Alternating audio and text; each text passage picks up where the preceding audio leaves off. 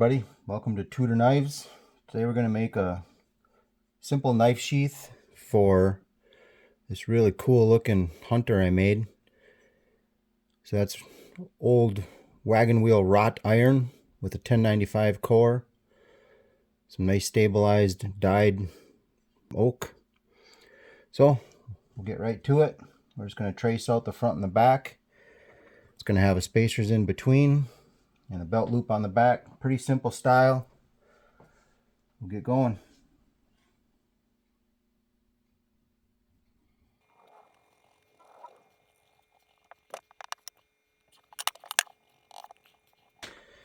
Alright, so what I'm doing there is I'm just tracing about a 1/2 inch outside of the knife. So that's going to leave room for the spacers in between and the stitching and everything. So we'll cut that side, then we'll cut an inverse to it, which will be the back. And then pretty much you put them two together and that's the frame of the sheath. And then the spacers between, the belt loop on the back, and pretty simple style. They look cool when they're done. They're very effective. So we'll keep going.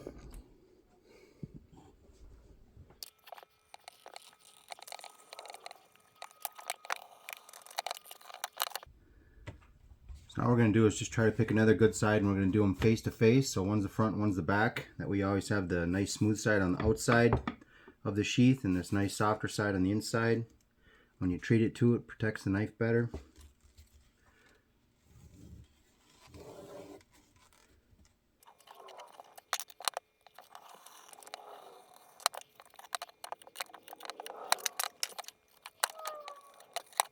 There's the front and the back. That's kind of going to be what the sheath looks like.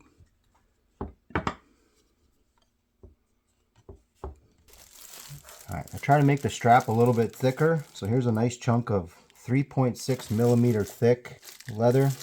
We're going to make a very heavy belt loop for it. This isn't even sharpened yet, but oh, it'll cut.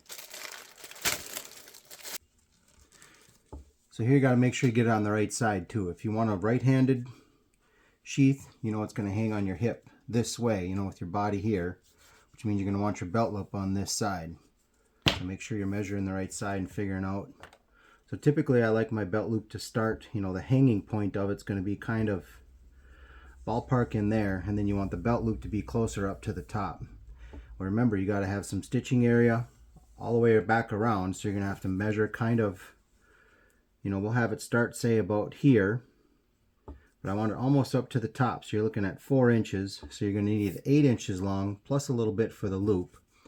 And then I'll try to put, you know, something a little pretty on the end there, make it look a little cooler. So we'll probably cut about 8.5 inches just to make sure we got enough. We'll go about 1 inch wide, which is what this ruler is.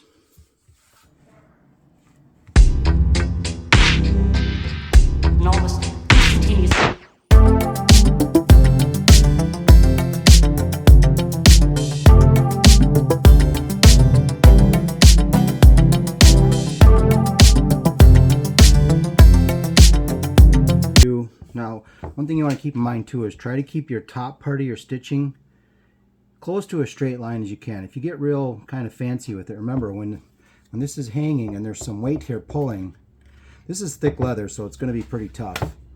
But if you have that straight line, you're getting that nice even pull as far as weight distribution. You know, if you have some stitching that's really weird, most of your pressure is going to be up higher, you know, as the sheath wears out over time. So anyway, what I like to do is just keep a nice straight line of where I'm doing my stitching holes. I really don't measure anything, just try to make it look symmetrical. And we'll get a couple down here. Nothing overly fancy here. We'll get one in the middle there, one in between. We'll keep this pattern kind of simple. We'll get these up a little higher. Yeah, pretty simple. So we'll just run our stitching across each of these and it'll be strong, it'll look nice. Oh. The areas that I'm going to glue, I like to kind of rough it up a little bit to help that glue really get something to bite onto. Just makes it stronger. So where I'm going to put it, then I'll clean up this side of it. I'll show you. I'm going to want it about there. So we'll just kind of go inside a little bit and make a mark. You don't want to write on the stuff you're going to see later because it'll show up when you dye everything. So I just kind of made a pencil mark inside where that leather was touching. So I know right there is where I got to clean up, and that's where the glue is going to go, but you won't see that in the final product. So instead of sanding there, I just kind of rough it up with a tip of something sharp. It's a little cross hatching. It's more than enough to make that glue bite into there really good. And you're stitching it, but just makes it extra strong. We're going to get this wet first and give it a nice burnish because it's so much easier to do when this is off versus when it's glued and stitched onto here. So we'll get a little bit of water on this and then use our burnishing tool and pretty it up a little bit. Doesn't really have to be soaked either. You know, I get it pretty wet, but you don't have to like soak it in water. Just run some water over it and then let it air dry real quick.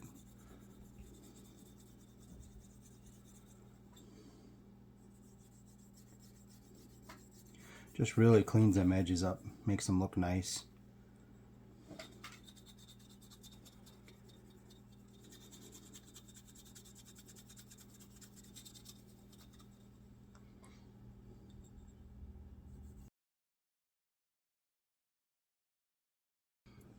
Let's do something simple here, just light and nice and easy.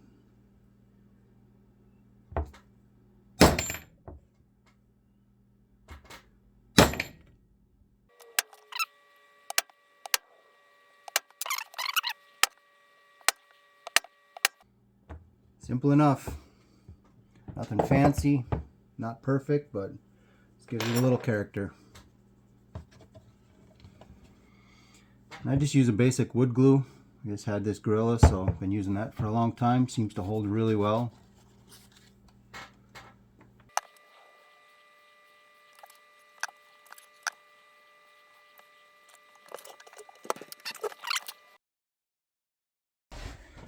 Alright, I have a drill press and just a small bit, and I just punch holes all the way through. And this little guy cuts a little channel. Just makes it look a little prettier when you stitch it, where the stitching actually sits down inside the leather then. I think it just gives it much more cleaner, more professional look.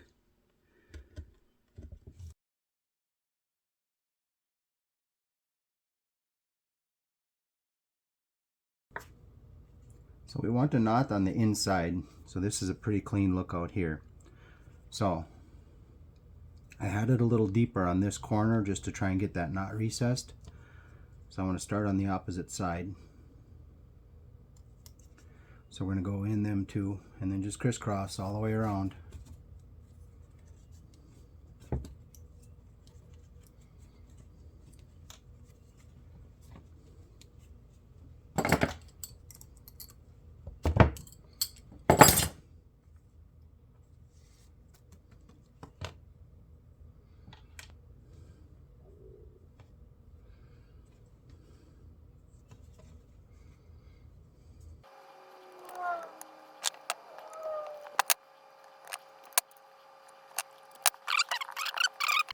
Give that a little tug so that side's finished up.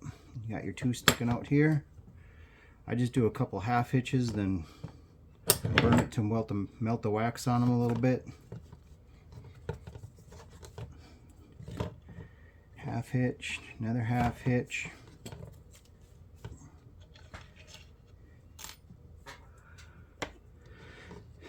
Then we cut them off, leave a little bit of a tail. Careful not to cut your other stitching.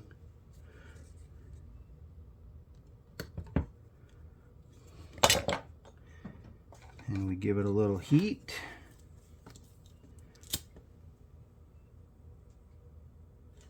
And a little love.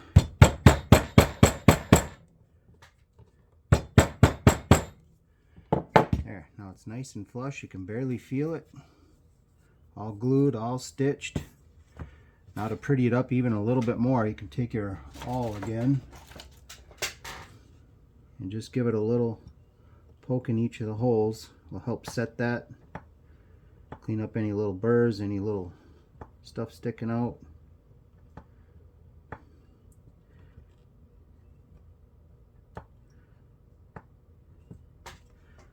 Make it look a little more somewhat professional. There you are, stitched up.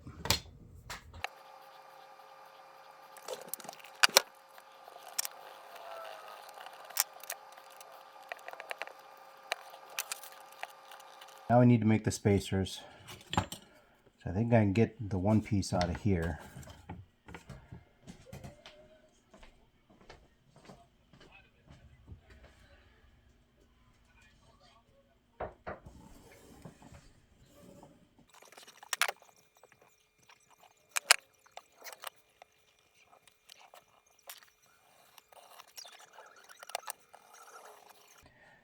Now I try to double up the spacers so you have a little bit of thickness around where the handle starts. So I'm going to make a little mark kind of where the blade's going to sit. That's where the handle starts.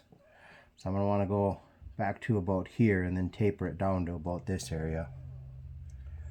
So we need to make 2 of those. We'll do one on each side between these.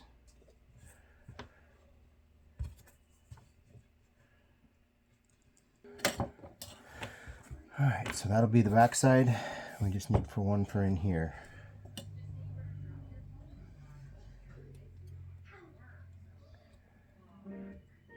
So we'll probably want to stop it about where the blade ends and I curve it up a little bit. So I'll want it kind of in here. And then I taper it up that way a little bit. Just so it kind of hugs this, the choil here. Well, it's not really a choil, but hugs that area a little bit. Really helps lock that blade in place.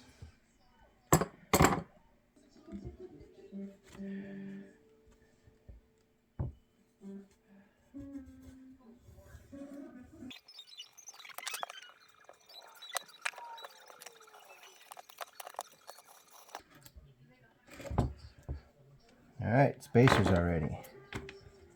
Now, we can get this wet and pretty up this side.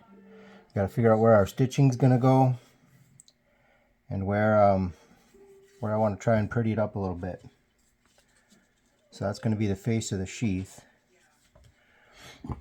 Now I got to keep in mind too that with this in there, you're going to have a big hump right here. So if you try to put some, like my logo or anything right here would look cool, but when we get it wet and push it down, that's going to have a big bump in it. So you don't want it right there.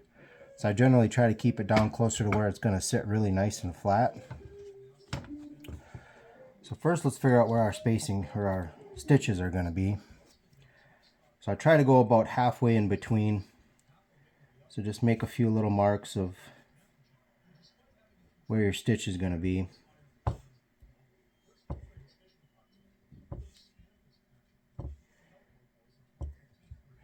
So that'll center the knife up. Now this is going to be here.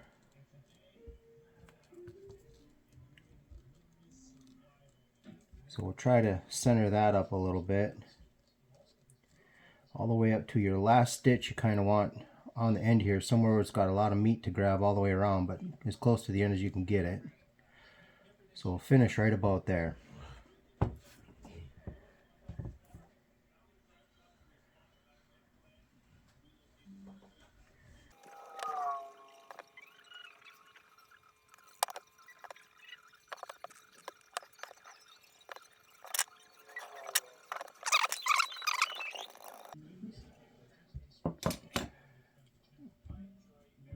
Sure, well, here's where we want my logo.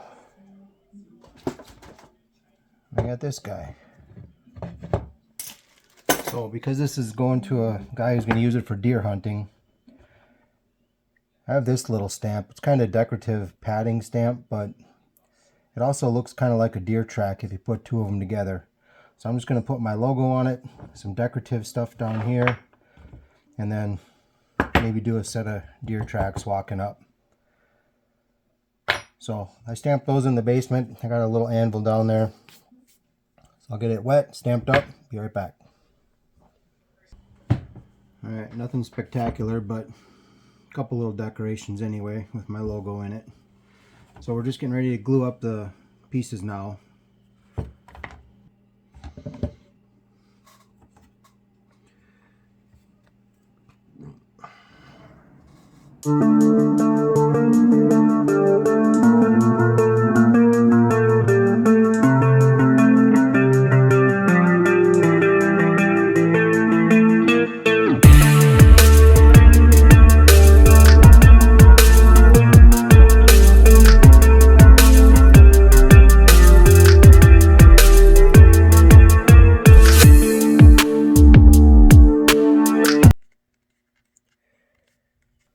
Alright, glue's set up pretty good. Now we just gotta go drill all the holes.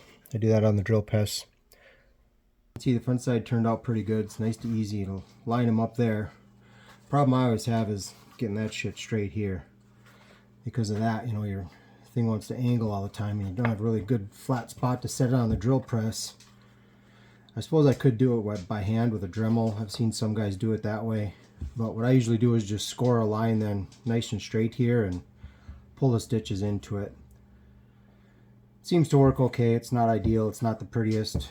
I said I'm not a perfectionist. I just try to make them custom one at a time and get them as pretty as I can.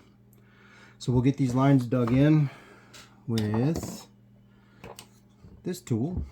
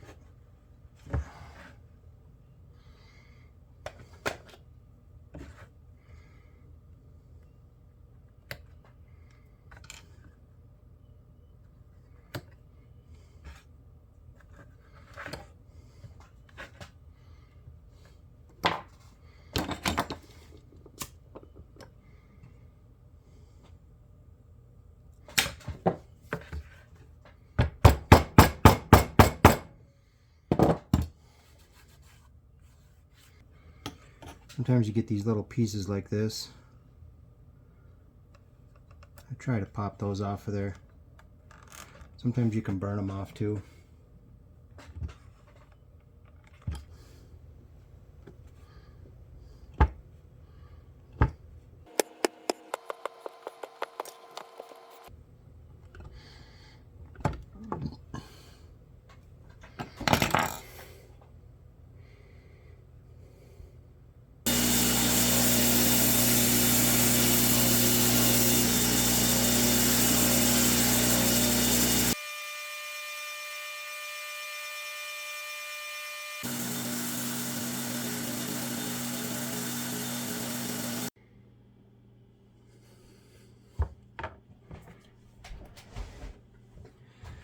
You got our edges all sanded up. Now it's time to make it pretty.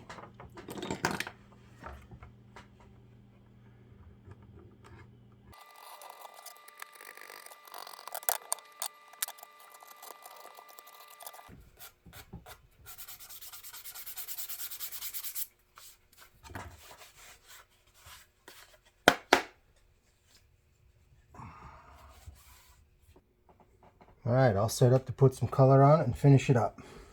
Turn it from a kind of boring looking sheath to hopefully something really pretty. So we're going to start with some light brown, do the whole thing, and then I like to fade it into a darker color along the edges. Try to give it that little bit of a 3D look. So we have a moccasin brown, which is pretty dark, and then just a straight up black to do the very outsides of it. And we'll buff that in a little bit and then finish it off with a leather balm. It's got a little wax in it to protect the leather and try to make it somewhat waterproof, but we'll get going.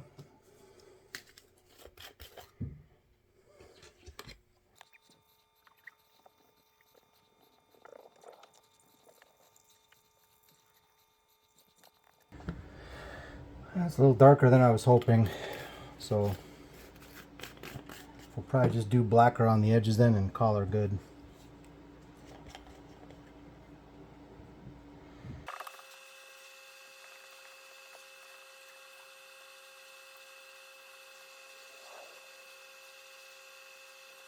Nice.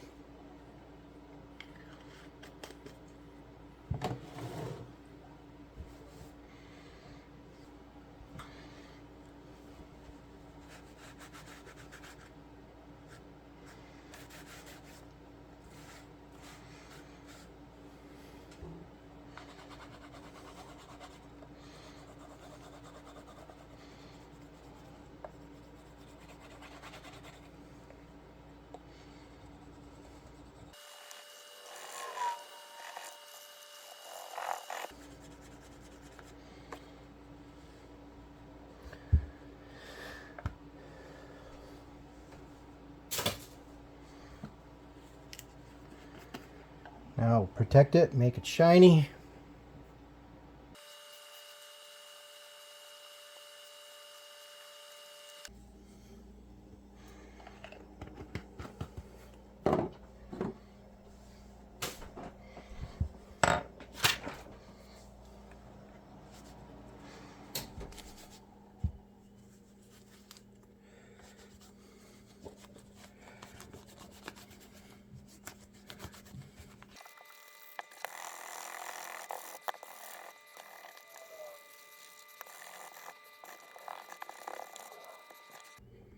Alright, time to fit it up. Just because these are still wet a little bit on the inside, I always wrap this in a little bit of cellophane just to protect the knife so nothing can get on it. It's a lot of work to just maybe potentially have it stained up right away because it takes a while for these to dry fully. But here's the moment of truth.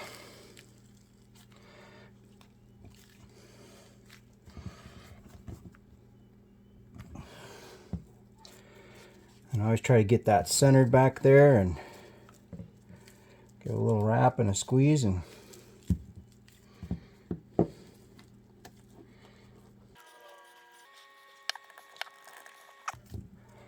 nice and square.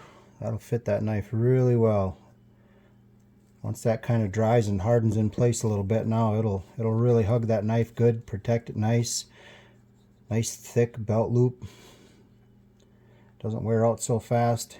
You know, when you're wearing the belt, it wants to do this a lot. That's why I wanted that straight line. If you get something hooked there, over time it wants to rip in those spots.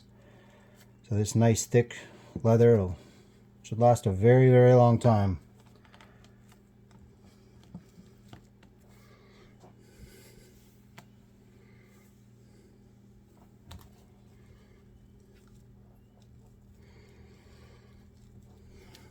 Here, we'll let that kind of dry in place for a day and then give it another hand buff, and then I burn off any little fuzzies that might be on it, and done deal.